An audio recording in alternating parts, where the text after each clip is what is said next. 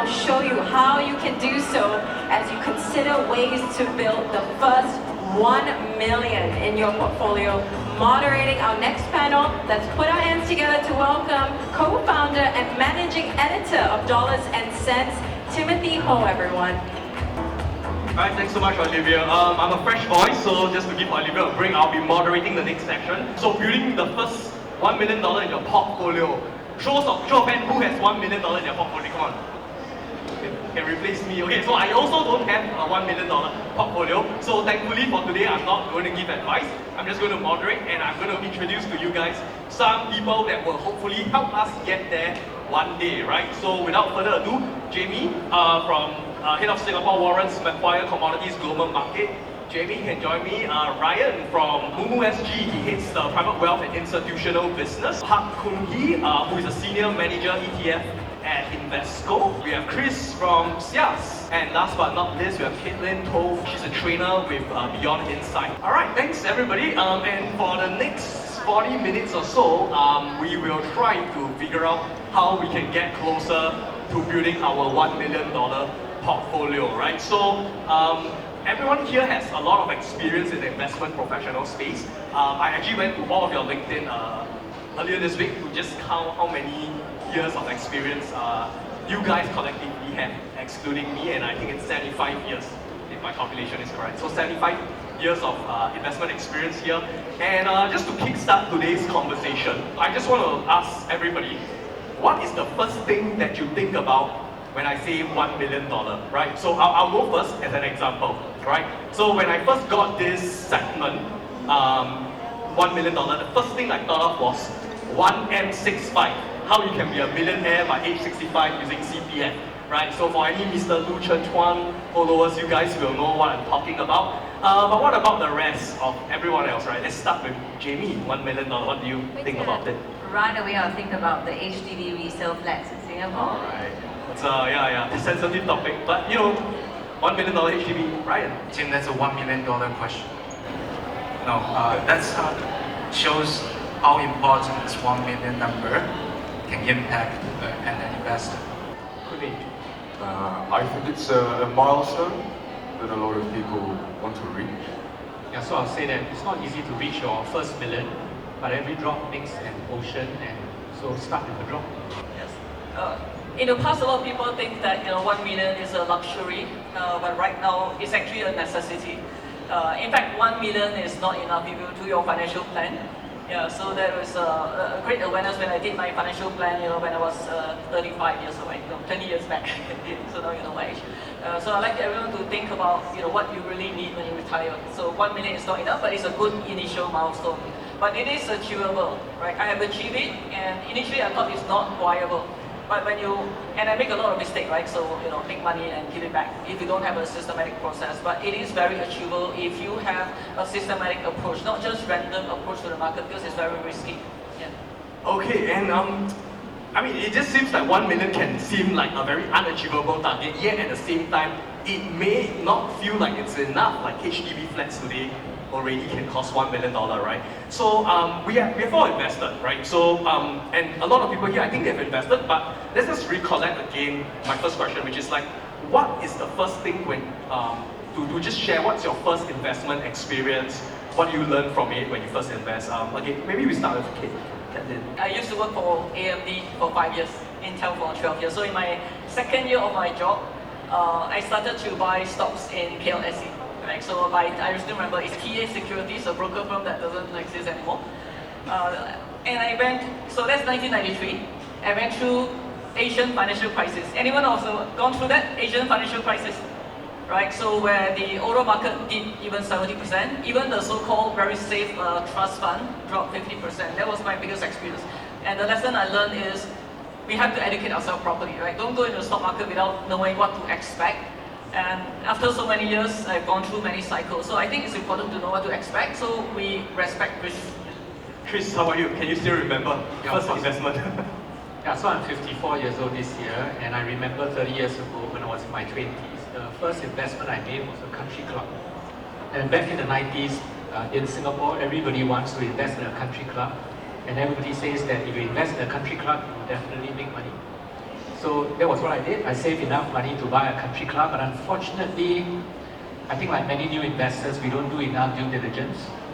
I did not understand what investing in a country club meant, and I did not check out a very important thing, which is the remaining lease of the land that the country club is sitting on, or was sitting on.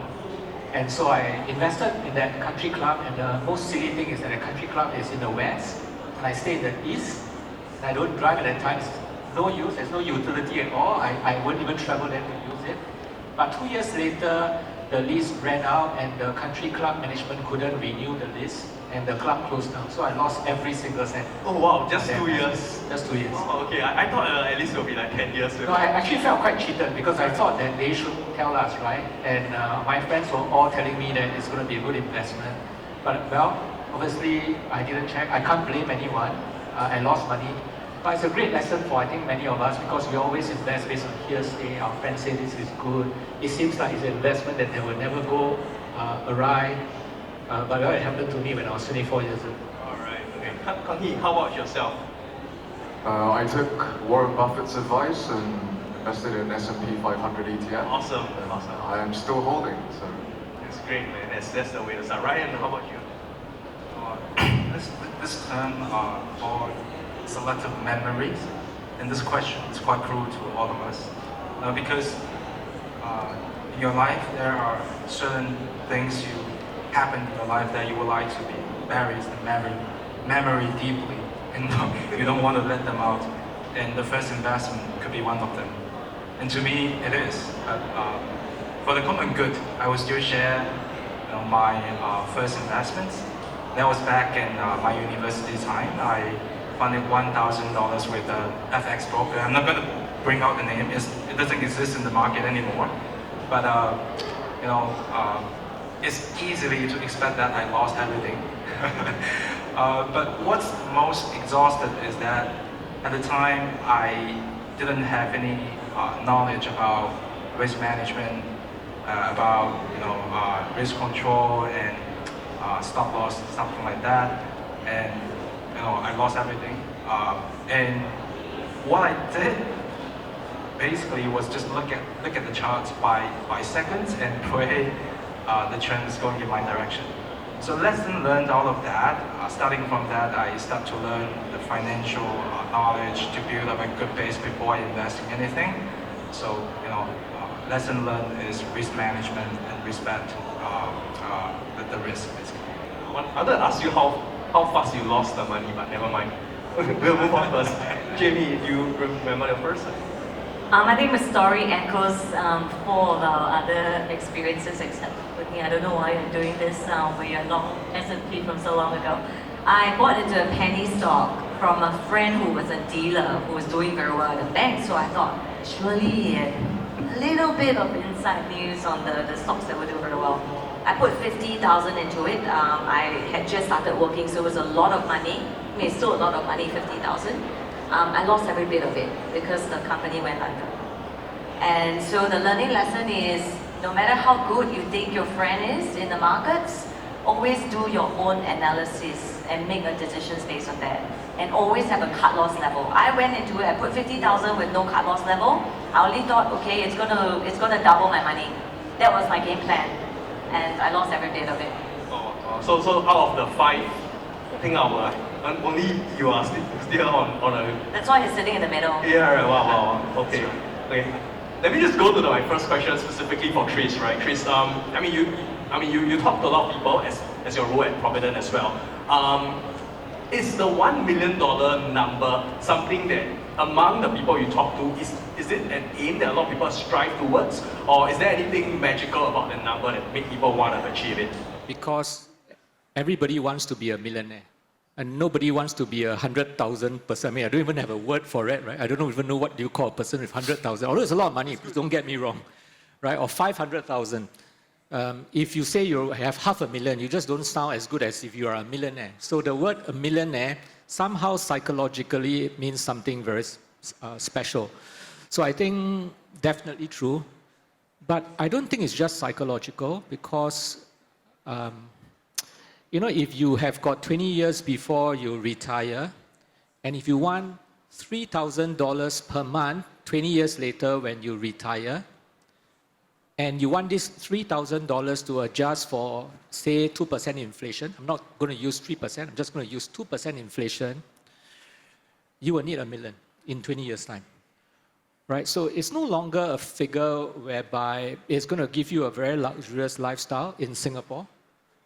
$1 million is just enough to give you $3,000. And if you think about it, is $3,000 today something very luxurious? No, some of us maybe not even enough.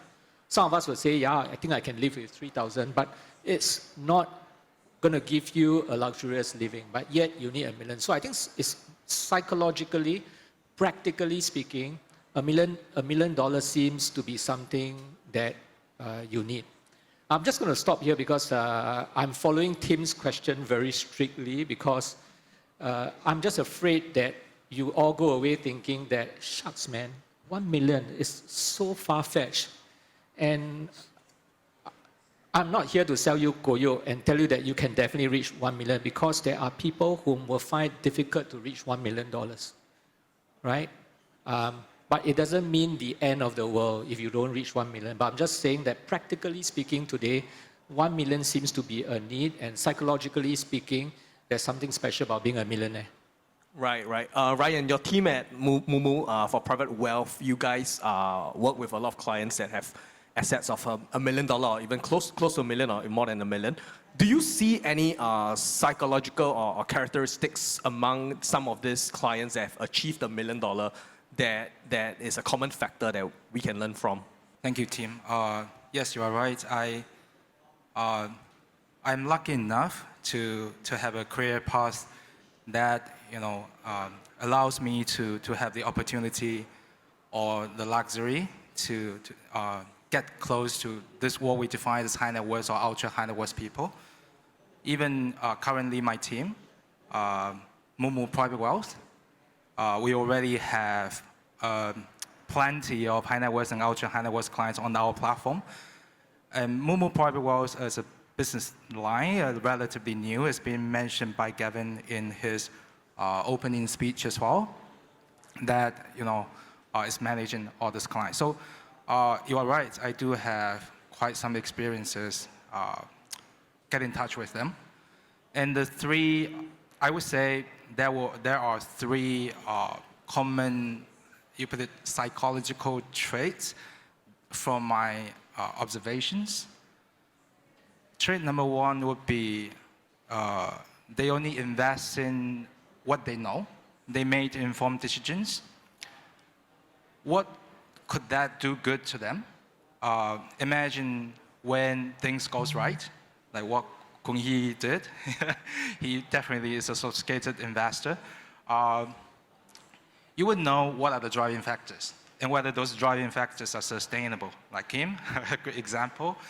And then you can decide how long are you going to hold the position to maximize your profits, right? And when things goes wrong or goes south, you will reflect quickly on what's really going wrong, and to decide whether there's a fundamental gap between your projection earlier and what's actually happening in the market now, to decide, make a decision whether you're going to hold this position or you need to cut the position, right? That's trait number one. Invest only in what you know, making informed decisions. And how can an investor always make informed decisions? Not a single person is expected to know everything before you invest in anything, right?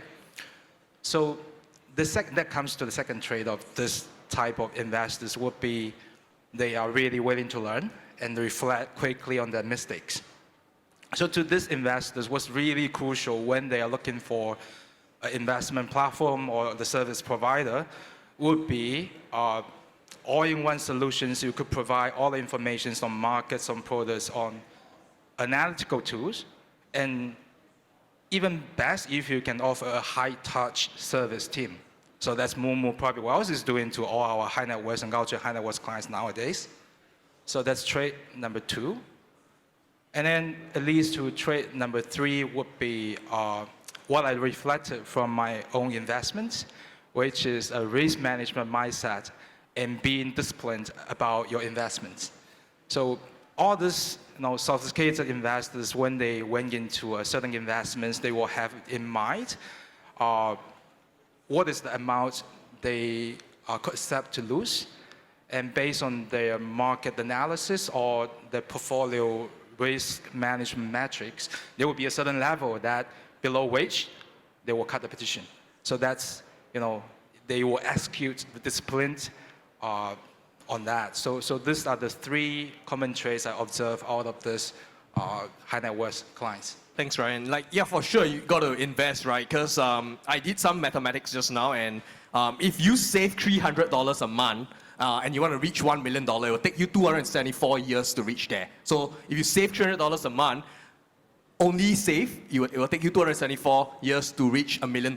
So obviously you need a faster way, right? Otherwise you won't get to $1 million.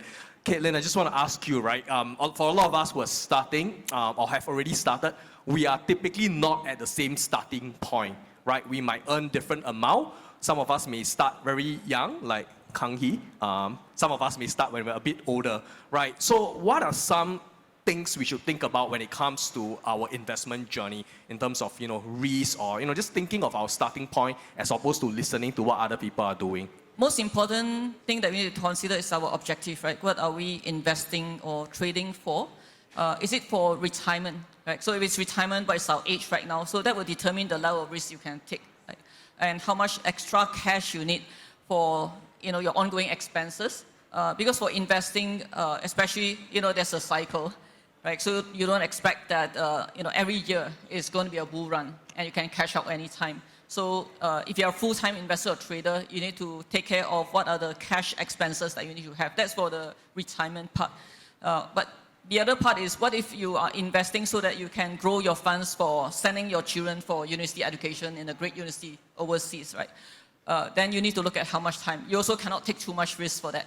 Okay, and if you are deciding on that to be able to quit your job, like what I did, right? So I worked for 17 years. It's when 17 years in the corporate world, and I want to get out of that, long hour, stressful environment. So I gave myself 3 years to plan, to trade, and see whether I can trade part-time and replace my full-time income. So it's a very different approach, right? I want to make sure I have 2 years buffer, right? Even though I'm consistent on the part-time, I want to make sure I have 2 years buffer of cash, right? Just in case the market is not conducive before I quit. And I want to make sure I can trade both up and down market, because the market is not always up, right? Sometimes down, sometimes it's sideways. So I need to master strategies to deal with those and be consistent so that I can replace my full-time income. So the approach will be very different versus someone to just take it as a extra income. I have my full-time, I'm okay to manage all my living expenses, but this is an extra cash. Then your level of risk will be different. So I think the objectives come first. That will determine your risk tolerance. Another one is how much time do you have, right? So if you don't have a lot of time, at least you can invest. I strongly believe that everyone should invest, okay? Because I always say that, let's say you invest in, I don't quote companies because I'm not investment advisor. It's taken as people buy the stock. There are very strong, fundamentally strong growth companies in the US and other markets. And they're very well run. So when you invest in a company, it's like all those well-run companies are working for you, right? While you just continue to get busy with your job. So it's a great idea, right? But for trading, it's optional. If you want to speed up your trading account, your account is small, and you will speed up, and you have the time to master, right? Short-term trading requires time to master. I'm a both trend and long-term investor and short-term intraday trader. Right? Intraday trading takes time to master, but it can compound your money. But it takes a lot more discipline, psychology. So if you have the time to master this, there's another option to grow from small account to big account. And after that, when your account grow bigger, right, then you can choose not to be so active. Right? I started very active intraday, but right now I have 70% in trend to long term, 30% when I see a great day, I'll be there in the market to trade. Yeah. So personality, last but not least, your personality plays an important role. you need to know yourself. I'm a fast-paced person, so you ask me to buy long-term value investing, it's just not me, right? So probably halfway, I will tend to want to sell it, or things too slow, I cannot find a good deal. So you need to know what is your personality, but the earlier part comes first. Yeah, so you find a trading styles that suits you, right? We actually have both outside you can discuss. It's just a 5 minutes quick psychology test to see which one naturally suits your character. Yeah, then you go for that. Then it's more aligned with who you truly are, right? Not everyone can be as patient as Warren Buffett. Not everyone can be as fast-paced to do intraday trading. Yeah, so that's the key essence here. Ken. I guess for some of us who don't have as much time or are not as knowledgeable, the ETFs are a great way to start investing. Yes. And I just want to ask Kong Hee, because your first investment is the S&P 500. So I just want to ask you, what about the ETFs got you, what about ETF that got you started on investing that you like? So that's a really good question. Just before we start, I think it's important to understand what an ETF is. So it's a mutual fund that trades on an exchange, just like an equity. And over the past 10 years, this vehicle has seen an explosion in growth. So 10 years ago, assets under management in the ETF vehicle was about 2.8 billion. Currently, it's sitting at 13 billion, so nearly a fivefold. So that's from the demand side, from investors like yourselves. From the supply side, in terms of products, there were 4,000 products 10 years ago. Currently, there is a palette of around 11,000 products globally available to invest. So what it's really done is it's democratized investing. Traditionally, we had big institutions such as pension funds and insurers using ETFs for a variety of exposures. What ETFs do provide is, with the 11,000, they've got so much choice now to access parts of the market that they couldn't do before easily, that they would do via banks, through swaps or custom baskets.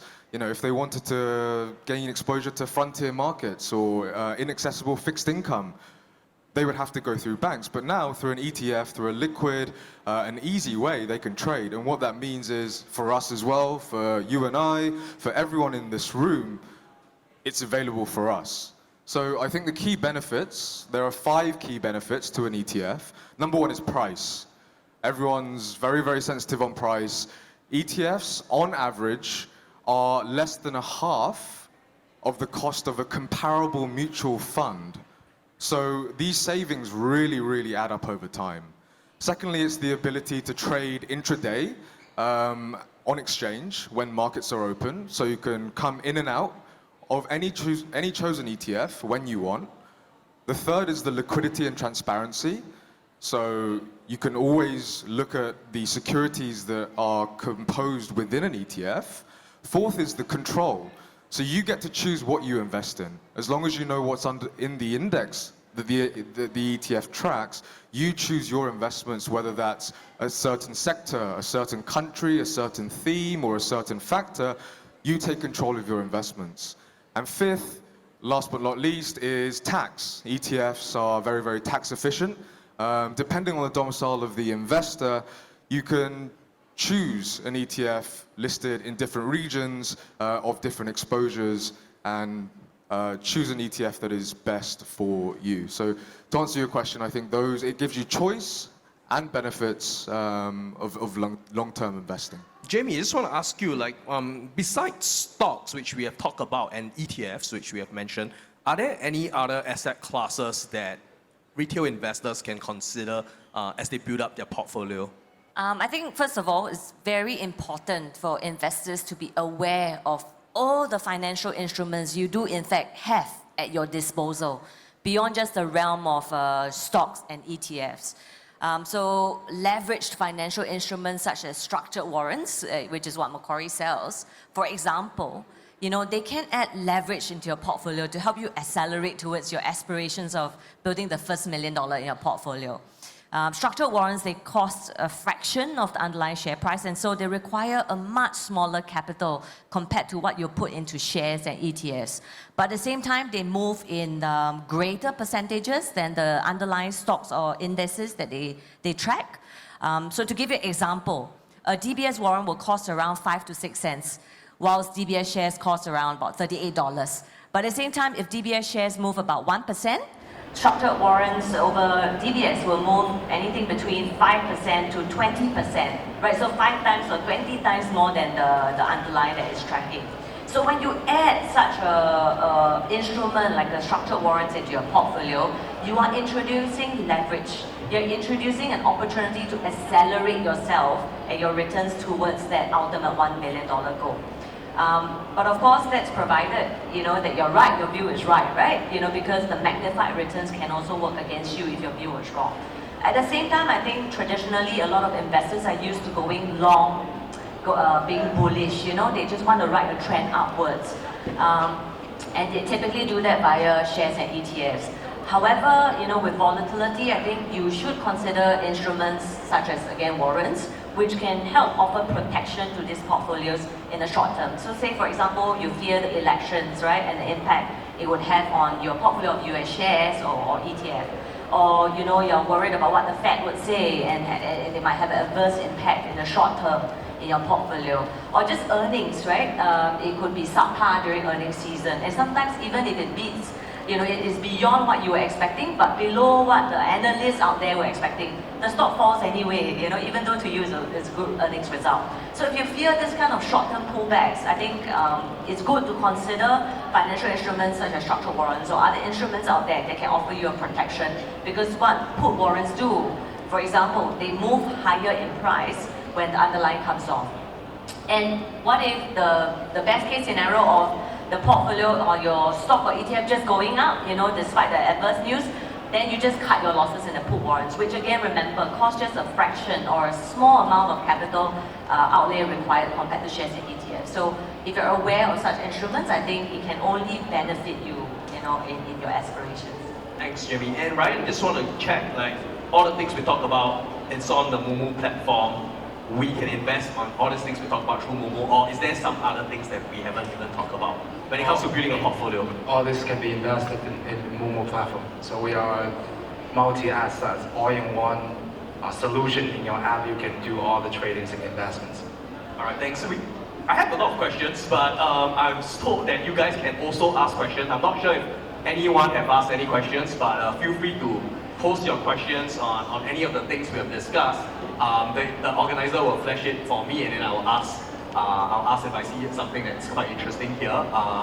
In the meantime, while they prepare the questions for me, I also just want to go on to the next part of the discussion. We'll do it quick, because we only have about 15 minutes and we have a lot to go through. There is not just one way to make $1 million, right? So we talk a lot about investing today. I see the question, so I'll just ask this first. We talk a lot about investing to $1 million, investing in stocks, ETFs, etc. But I think in Singapore, there are other instruments that people consider, like the older generation. I know my dad's time, we talk a lot about properties, investment properties. In the last 10 years, maybe because of some social media movement, a lot of people like to top up their CPF 1M65. Chris, I would like to ask you a question, which is that, do you feel it's a good idea that Singapore investors, or Singaporeans in general who invest, should also think about diversifying their $1 million portfolio so that it's not fully concentrated on just one asset class? Yeah, just before I answer that question, I think it's very important that all of us here, as we give you the answers, do understand that all of us are different kind of investors and there is no one way to investing. So whatever we say is based on what we are convicted and what we do well in, right? So you have to hear the 5 of us and say, yes, like what Catherine has said, that's my personality, that's my objective, this is suitable for me, right? Otherwise it gets very confusing because after a while it seems like we're all talking different universe, different style and all that. So you've got to take it from there. Yeah, so, well, for myself, I am a long-term investor. I don't trade. I invest for non-negotiable life goals and events. So I buy things that gives me the highest probability of success at a risk that I can take. With that as the context, to answer Steve's question, Investment 101 tells us that if you have the ability and the willingness to take higher risks, you are going to, or you potentially should get a higher return. I say potentially, because high risk doesn't mean higher returns. right? But potentially, if you have the ability to take higher risk, mean to say you have got a time horizon, this money is the money that you can lose. This money is the money that you don't need liquidity, and psychologically you are willing to take risk, you should expect a higher return, or you can have the potential of higher return. Of course, you are unable and you are unwilling, then you can only invest in things that gives you a lower return. So, if you want a higher return and you have the ability to take that risk and willing to take that risk, then diversification is not the way, because that is going to milk the returns for sure. However, if you don't have the ability and you are unwilling, then diversification is always good, but you've got to expect that the returns will have to suffer. And that's fine, because getting some returns is better than you lose all your money, right? So that's the first point of the question. The second point is different instruments are useful in different stages of life. For example, CPF is very useful in retirement, because one of the risks in retirement that a retiree must mitigate is longevity risk. The risk of living too long, then you run out of money. And therefore, in every retiree's portfolio, there should be some form of annuity that will give you a consistent income stream regardless of market. And therefore, an annuity plan is good. And in Singapore, the best annuity is CPF Life. There's no doubt about it. I've done the numbers. There's no doubt about it that CPF Life is the best annuity. And you need to have that in your portfolio. But you see, when we retire, we're not going to spend all our money in the first 5 years. There are some monies that you won't spend until 20 years later, and you are able then to invest in things that are higher return, but you may have to invest for a longer term, like equities. But for some retirees, you may need more income over and above CPF Life, then bonds becomes important. So it's no longer just diversification, but different instruments are useful for different purposes. And I'll say the last point and pass it back to you, Tim. Like I said, for me, I'm an investor that believes in investing for the long term. So I invest in a globally diversified portfolios of index-based instruments such as ETFs. I'll stay invested for as long as I need to. But the key here then is I must be able to stay invested through all the cycles. Asian financial crisis, GFC, tech bubble. I must be able to ride the up and down. The head understands that I need to rise the up and down. The heart can't take it. We all know that the S&P 500 ETF, if you stay invested for the long term, is good. Let's go back to March 2020 when the S&P 500 fell from the peak by 30% in 1 month. Well, the head understands you need to stay invested for the long term, but the heart can't take it. And oftentimes we listen to our heart more than the head. How then do we connect the head and the heart? By adding bonds as a cushion to the portfolio, the volatility may not be so high. It gives you the ability to stay invested for a longer period of time.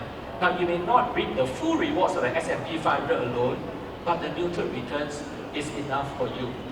So you use instruments like this to get you the returns. So I was looking at the question that Tim gave me, so loaded, it's so difficult to answer in a 2-3 minute,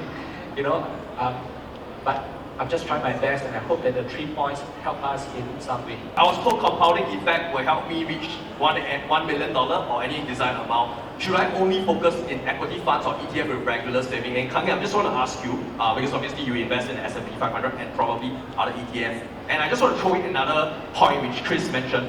There will be cycles, right? Ups and downs of the market. So assuming I want to compound my returns, and then I also know there will be ups and downs, but I assume I got a long time horizon. Is equity funds the correct play here? Or, and I see a question as well here, should I allocate it across bonds as well?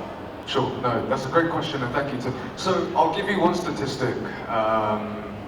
We model some returns. So I'll give you an example of person A who invests 10% of their $35,000 salary every month since 1983. So that would be 35,000 divided by 12, 10%, which is around $292. So they invest that every month versus person B, who would invest 10% of the same $35,000 salary once at the end of each year. So from 1983 to 2023, person A invests monthly, on a monthly frequency. Person B invests once a year at the end of the year, but the monetary value is the same.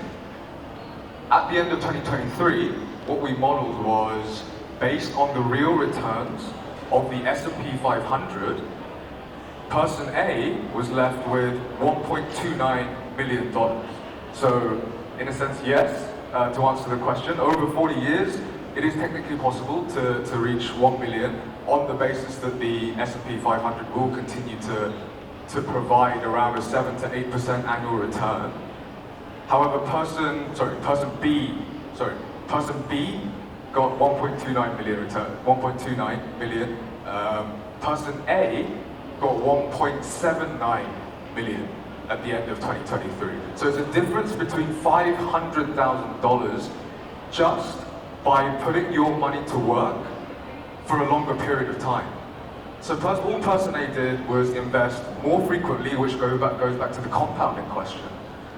If you invest your money more frequently and make your money work for you longer, it's over 40 years, over a 40-year time horizon, it's going to make a big difference of $500,000. So yeah, I mean, to answer your question, I know we're short for time, so I'll just leave it with that example. Thanks. I mean, time in the market is important. Jamie, I want to ask you the next question. Time in the market is important, but what if I just don't have that much time because I started my investment journey a bit later? Yeah, sure. So Kobe is talking about a 40-year example, right? But I just want to say, if you had gone long on China 3 years back, like myself, it's my favorite example because I'm still in the red. So even if you're only starting now, whereas I started 3 years ago, I'm actually no better than you. In fact, I'm worse than you, right? Because I'm in the red. So what I want to say is, time is good. Well, in a trending market like Nikkei, if you got started in early like Warren Buffett, along with Warren Buffett, congratulations, you're doing very well right now. But if you had gotten started on a market like Hong Kong, right, you wouldn't have done very well unless you were able to trade the up and down swings. So I guess time is great, but it's beneficial, but if you're not employing the right financial instruments to maximize your trading returns in the type of market you're actually invested in, then time is actually not of any essence or benefit at all. It's really how you get yourself prepared on knowledge on the different financial instruments that you can then utilize depending on which market you're looking at. And when you're switching into different markets, to get yourself towards your $1 million goal. I think that's more important. Tim, can I jump in on this quickly? Yeah, I just wanted to add on by saying this, that, okay, I'm not sure why we say we don't have time. Because even if you are 60 years old today in the audience, I looked around, not many people are that age. You all look quite young. But even if you are 60 years old today, you have time. Why? Because if our average life expectancy in Singapore is 85, you got 25 years time horizon. So you need to bucket your money, because let's say today you have a sum of money, you need to bucket your money into time frames. Money that I need immediately in the next 5 years, obviously I cannot put into an instrument that you need to wait for 20 years before you reap the rewards. Right? So you bucket your money. The first bucket will be money that you need in the first 5 years. The second bucket will be bucket that you need in 10 years time. The third bucket will be bucket that you need in 15 years, so on and so forth. And you will have a bucket reserved for monies that you only need in 20 years time. And you have time. It's just about bucketing whatever assets that you have right now. Thanks for sharing, Chris. Caitlin, I just want to ask you a question pertaining to like downturns, right? So, assuming I reach 65 and I have my retirement nest egg kind of set in stocks, for example, and then there is a one-off 30% decline in the portfolio within a month, which is what happened, in certain markets. I'm not in a good position, right? I'm not in a good situation. What should someone be thinking about when they reach closer to their retirement age? I know Chris just shared that, hey, you still got another 20 years to go, but I just don't think someone who in their 60s would enjoy having the portfolio being declined, right? So what is some stuff that they should do when it comes to, say, risk management on their portfolio at that age? I'd say the first thing is to stop the bleeding first. First of all, you need to look at the portfolio. I think if the person is not competent, you need to get advice. Some people, they thought that if they hold long enough, they will come back. I don't believe in it. After trading for 31 years, I went through many different market cycles, right? So one of the biggest mistakes people have is think that it will come back. Of course, it depends on how you structure the portfolio. Okay, so there are some really resilient stocks, right? It can come back. but I can see that many people in the Malaysia market, they are still holding to their top growth, the Harta Mega, that they bought, during the high time of the pandemic, and they were expecting that it can still come back. So times have changed, so we understand times have changed. So certain stocks will not come back because are we expecting the pandemic high that they can sell a lot of growth is different. Right, so the competition is different right now. Or they may be expecting that China, right, the old days when the China is high, it can come back. Times have changed. China is now having a very deep structural issues. So it depends on what is in the portfolio. Right, so if the portfolio have those stocks that still have hope, that means they are resilient, there's no, the business fundamentals for the future has not changed, then it can come back. But we need to think that it may be 1 to 3 years, if there's not, depend on what the crisis is. So the thing is not to, the big mistake people have is wanted to recover the loss in a short time, and then they either take too much risk to do that. Because if your portfolio is down by 30%, you need more than 30% to recover. Because let's say you have let's talk about a lower amount, right? If you have 10,000 and you lose 30%, means you lose 3,000. Okay? You don't have 10,000 to recover 3,000 now. You only have 7,000 now. You have 7,000 to recover 3,000. So you need 43% to recover. So that's why the risk management is very important. So we have a risk management strategy. Do not allow your account to go below 5% in a normal situation, right? And more than 10% if there's a gapping. Because if you drop 10%, you just need 11% to recover. If you drop 20%, you need 25% to recover. If you drop 30%, you need 45%. If you drop 50%, you only have 5,000 left to make 5,000, you need 100%. So the first thing is do not allow yourself to get into that situation. But if you already get there, get someone to really assess the portfolio. And then disposition those that can continue to bleed, get rid of it first, rather than hold and expect for it to come back. Yeah. Okay, I got one more question for Ryan, but Chris, I just want to shoot you a question actually, which is something on my mind, right? Like someone who is in retirement already yes, just for you to answer, like, do you think that they should even be in a position where they suffer a 20-30% loss of their portfolio when they are 65? Or they shouldn't even have let that happen? Yeah, they should not have let that happen. Okay, Chris, from a financial planning Yeah, point of view. so I agree with her. I mean, if you're 100% in equity and it happens, something has gone wrong, because prior to that happening, you should have reallocate your portfolio so that you don't suffer a situation like that and there is no way out. Like I mentioned earlier, if you have bucketed your money carefully, if that money is meant for you in only 20 years' time, and say that money, I'm not talking about individual stocks, if that money, for example, is in the S&P 500, I wouldn't care so much about the drop at that point in time because I don't need the money until 20 years' time, right? So I can't be bothered, but that's because I have bucketed enough liquidity for me to tie through the next few years while the market is down. So you need different buckets. Cool. Ryan, you need to rebalance your portfolio before you even reach that age. Yeah. I mean, it's a good point. Brian, I'm just going to ask you the last question, and I'm going to throw in another angle for it. You have achieved $1 million. Getting there is one thing. How do you make sure that your portfolio continues to grow? And just to add one more point, how often do you need to asset allocate or rebalance your portfolio, right? Because some people say 6 months, a year.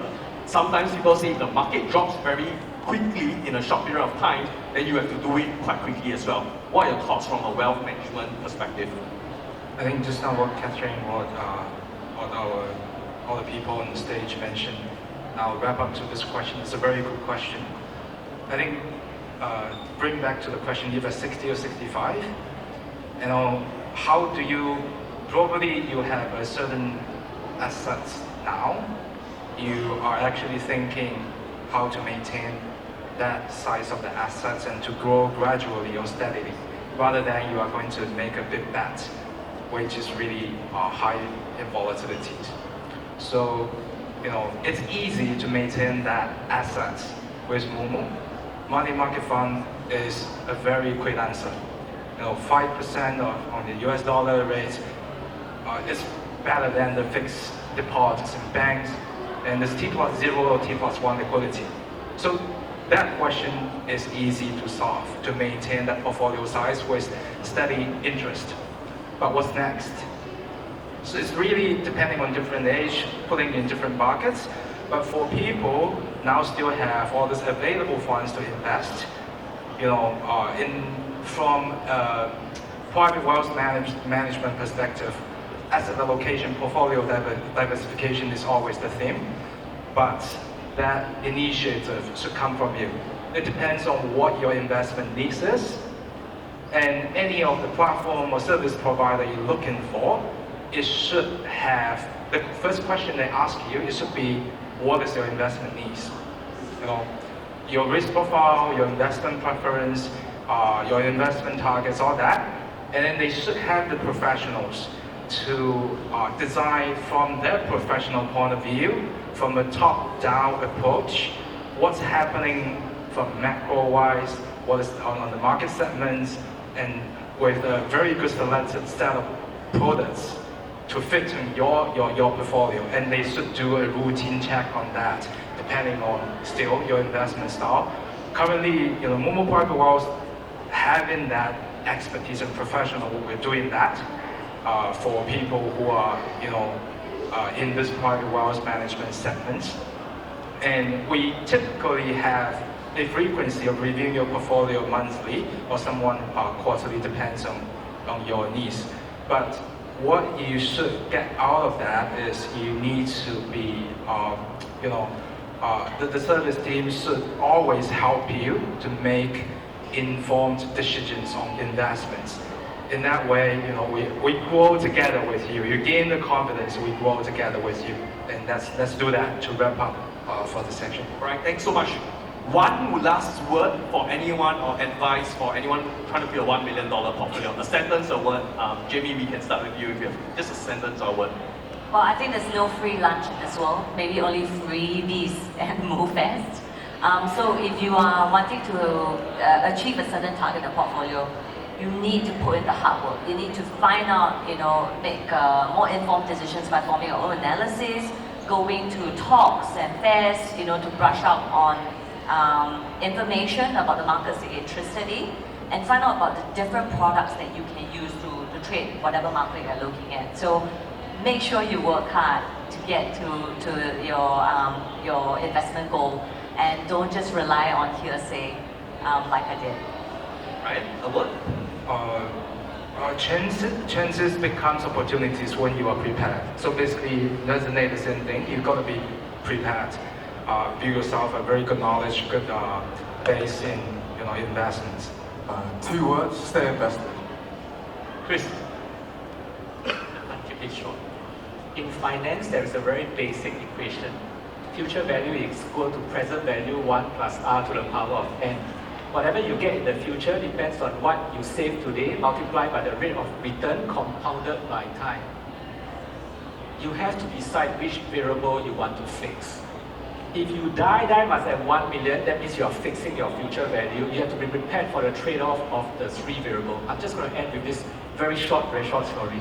I've got a friend, he told me his son is going to go overseas to be a pilot, so he has to spend 200,000 on it. He says, oh no, I'm going to retire 5 years later because now I didn't have enough money. I said, but my friend, it's your choice. You can decide to retire now with lesser future value, or decide 5 years later and still get the 1 million that you want, but you lose 5 years of your retirement life. Which is more important for you? You got to decide on the variable. It's not just going to leave it as such. Hit it. I think most important is, before you even start investing or trading, I think first thing is you need to invest in yourself first. Like, educate yourself properly so that you don't make a lot of mistakes in the market. I call myself paid a lot of tuition fee to the market, I guess you know why, right? Yeah, so why you want to pay so much tuition fee to the market? The financial world is very complex, but you can still systematically choose the one that suits you first, learn it properly. I would say that making money consistently is a side effect on discipline. So the more you want to focus on the money, the more you break rules, the more you want it too fast, and then the more you lose it back. Right? So actually the best student I have that have achieved their million is the people who focus on the learning, want to master how the things work first. Like, once they master it, they're disciplined to follow the process consistently, then the money becomes a side effect. And those who cannot make it are the people who focus on want to make money fast. Right? So like, invest in yourself, learning properly. There's a systematic way to get to your millions. right? So even though it sounds complex, you just start first, right? You can never reach there if you don't even dare to start. And my last word about overcoming the fear is, the market is uncertain, but you can still find the certainty within the uncertainty. What is that? Money management. Okay? There's a way to manage risk. Then find the certainty within the uncertainty. Yeah. Thank you so much for everyone, and yeah, thanks for your sharing. And we're done with the panel discussion. We have one more. I will give the time back to our leader. Thank you so much. Round of applause, everybody, for this panel on how you can build your first 1 million portfolio. Thank you so much to our guest panelists for being on here, and also Timothy for moderating. We'll just get you to do a group photo before we go to our next segment.